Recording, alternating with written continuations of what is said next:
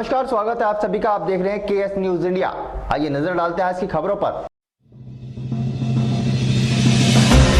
शुक्रवार को भी जनपद में फिर से मिले कोरोना संक्रमित। कुल संक्रमितों का आंकड़ा पहुंचा 15। शुक्रवार को मुजफ्फरनगर पुलिस ने पत्रकारिता की आड़ में लोगों को फर्जी प्रेस कार्ड जारी करने वाले एक गिरोह का खुलासा करते हुए 4 लोगों को किया गिरफ्तार। रमजान माह के आखिरी जुमे पर भी मुस्लिम समाज ने लॉकडाउन का पालन करते हुए घरों में ही रहकर अदा की आखिरी जुमे की नमाज।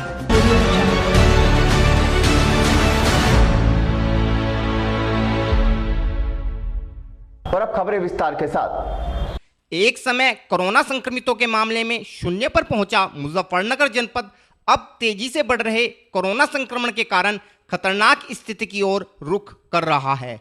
शुक्रवार का दिन भी मुजफ्फरनगर जनपद वासियों के लिए कोई सुखद खबर लेकर नहीं आया, बल्कि शुक्रवार को मुजफ्फरनगर के स्वास्थ्य विभाग को प्राप्त हुए 136 नमूनों में से 4 नमूनों का कोरोना पॉजिटिव आना जिला प्रशासन के साथ साथ मुजफ्फरनगर वासियों के लिए भी चिंता का सबब बन गया है। एक तो लगातार मुजफ्फरनगर के बाजारों में बेलगाम भीड़ का बढ़ना, जो किसी भी प्रकार के नियम कायदों का पालन करने के लिए तैयार नहीं है। वहीं दूसरी ओर जनपद में रोजाना बढ़ रहा कोरोना संक्रमितों का आंकड़ा जनपद वासियों के लिए खतरे की घंटी है, जिसको यदि जनपद वासियों ने समय रहते नहीं सुना तो इसके परिणाम अत्यंत गंभीर होंगे।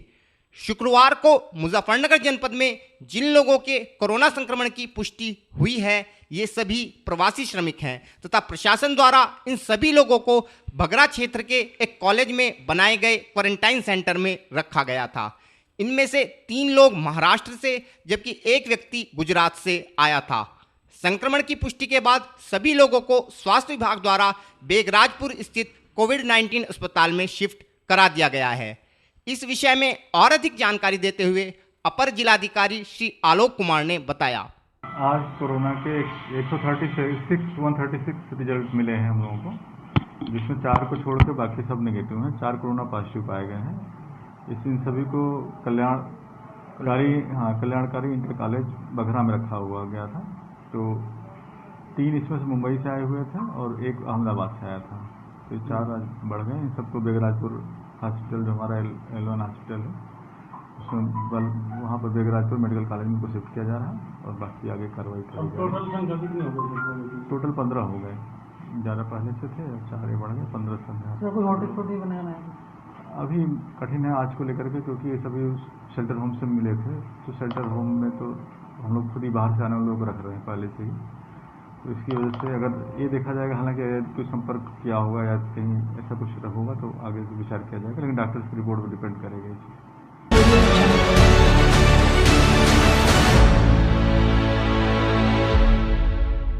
शुक्रवार को मुजफ्फरनगर पुलिस ने पत्रकारिता के पेशे की आड़ में लोगों को फर्जी आई कार्ड बनाकर उनसे पैसों की ठगी करने वाले गिरोह का खुलासा करते हुए 4 लोगों को गिरफ्तार करने में सफलता प्राप्त की है।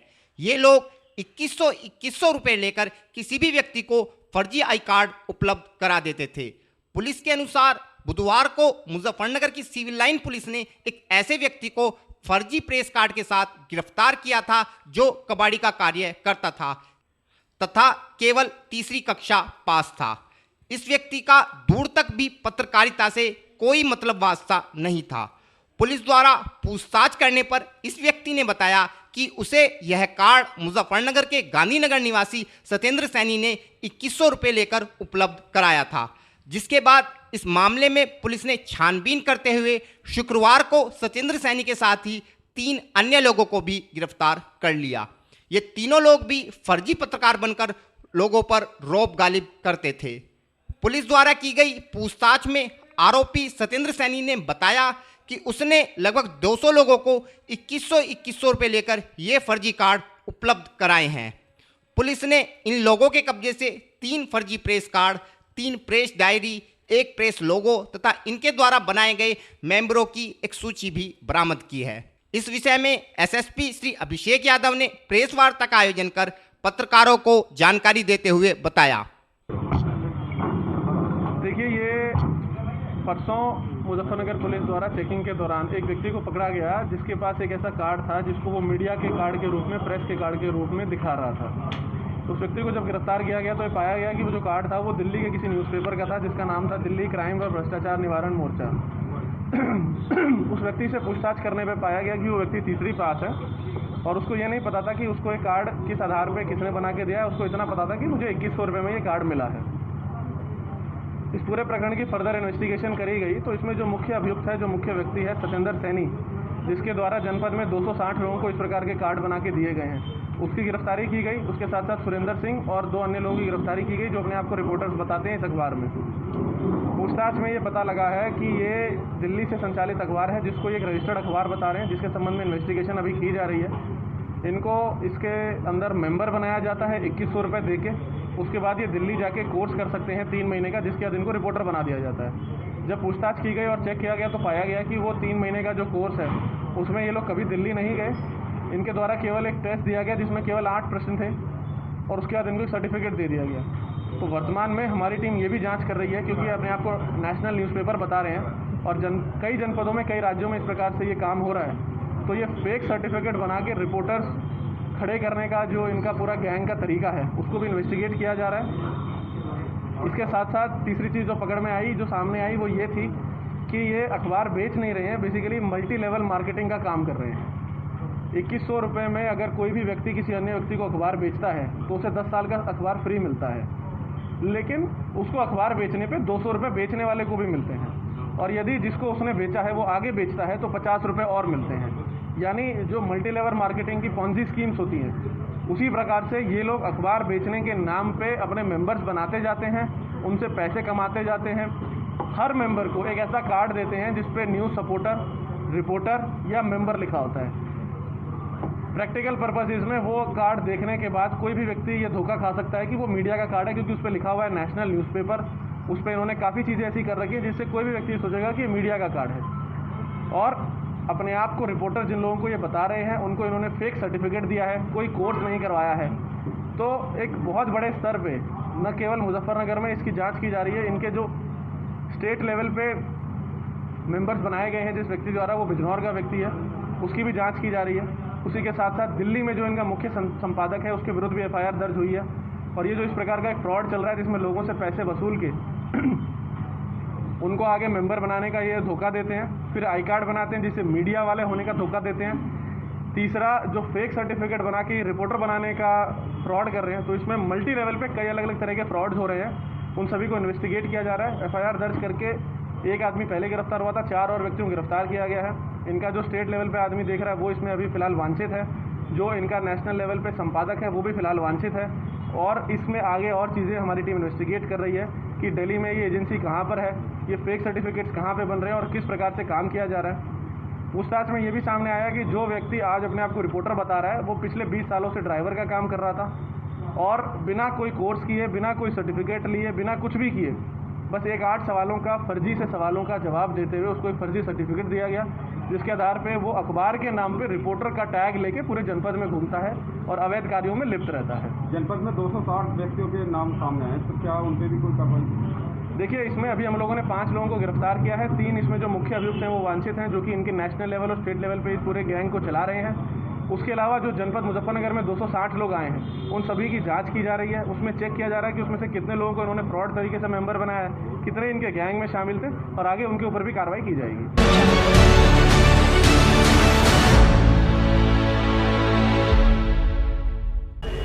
वक्त हो चला है KS न्यूज इंडिया में एक छोटे से ब्रेक का।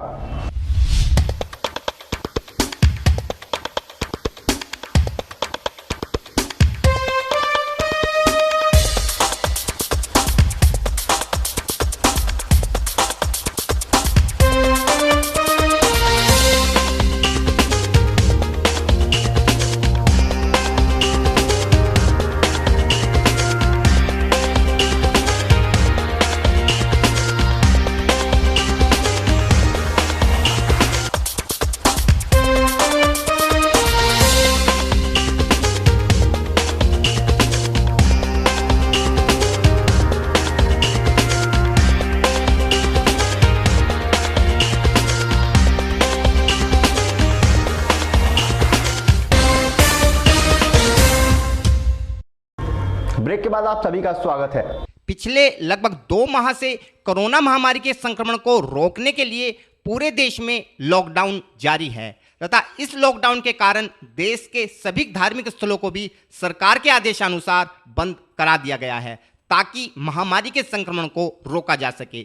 इस लॉकडाउन की अवधि के दौरान ही इस्लाम धर्म के सबसे पवित्र माह रमजान की भी शुरुआत हुई, लेकिन देश व दुनिया के हालातों को ध्यान में रखते हुए इस पवित्र माह में भी सभी मुस्लिमों ने अपने घरों में ही रहकर इबादत की। हालांकि यूं तो पूरा रमजान माह ही इबादत का महीना माना जाता है, लेकिन रमजान माह के दौरान जुमा व रमजान माह के आखिरी जुमे का इस्लाम में विशेष महत्व है। लेकिन इस बार पूरी दुनिया के बदलते हालातों के कारण सरकार द्वारा सभी मुस्लिमों से जुमे की नमाज भी अपने घरों में ही रहकर अदा करने का आग्रह किया गया था, जिसका असर 22 मई को पड़ने वाले आखिरी जुमे के रोज भी दिखाई पड़ा तथा सभी मुस्लिमों ने सरकार के आदेशों व लॉकडाउन का पालन करते हुए आखिरी जुमे की नमाज अपने घरों में ही रहकर अदा की।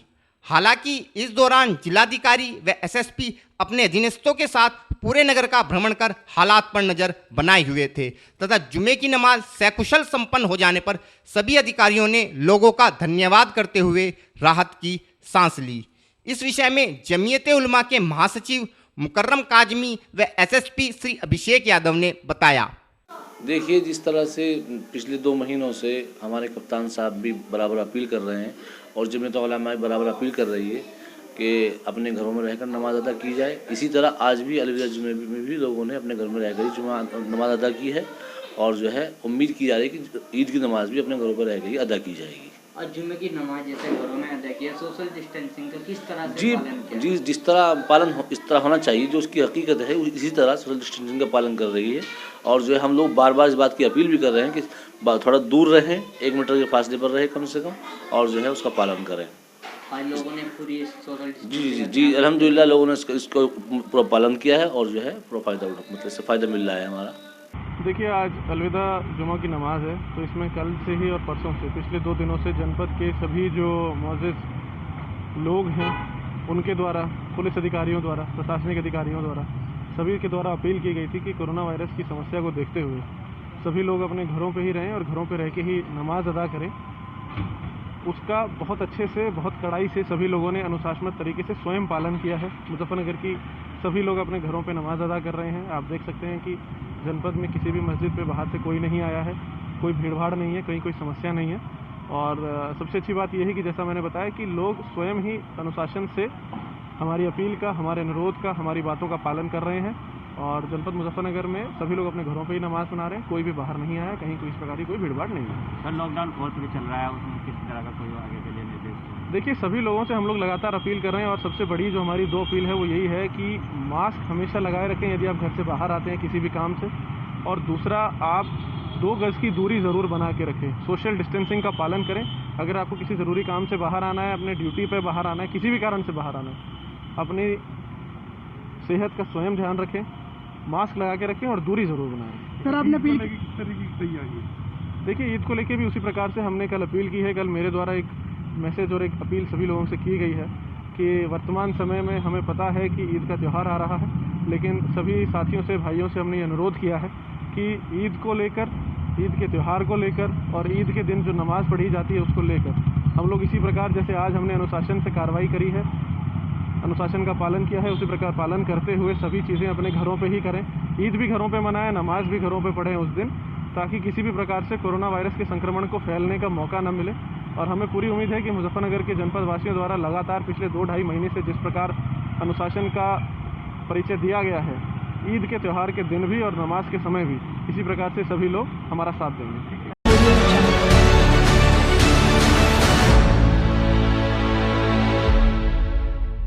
आज के बुलेटिन में इतना ही। कल फिर होंगे हाजिर कुछ नई और ताजा खबरों के साथ। देखते रहिए केएस न्यूज़ इंडिया।